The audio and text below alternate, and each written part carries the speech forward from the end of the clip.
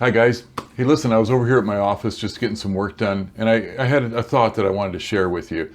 And it's really regarding the flexibility of a seller when the buyer asks for repairs.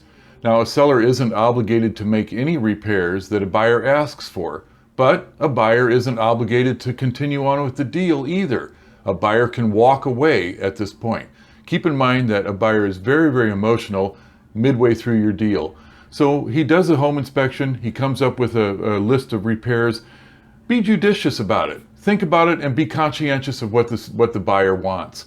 The buyer's concerned with safety. He's not asking you to rebuild your whole house. It's not a new house. Nobody expects that. But there are safety issues that the seller really should consider throwing in. Toss the buyer a bone. If he needs GFCI outlets, they're $9 a piece. Hire an electrician to do it right and get those GFCI outlets. They may not have been to code when the house was built, but the buyer thinks it's important and so does the inspector. It's a safety issue. So throw them in. It'll cost a couple $100 to have it done. What else? How about a roof? Well, I don't know that you'd want to spend this $15,000 or the $8,000 or whatever it is for a roof.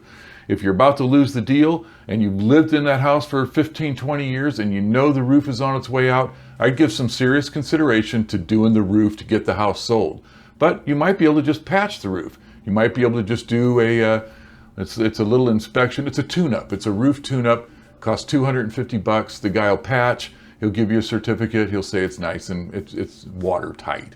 That might be a solution. The thing to remember is that the buyers are extremely emotional at this time during their purchase. They're scared. They're looking to you to do some repairs. Really, all you're trying to do is placate them.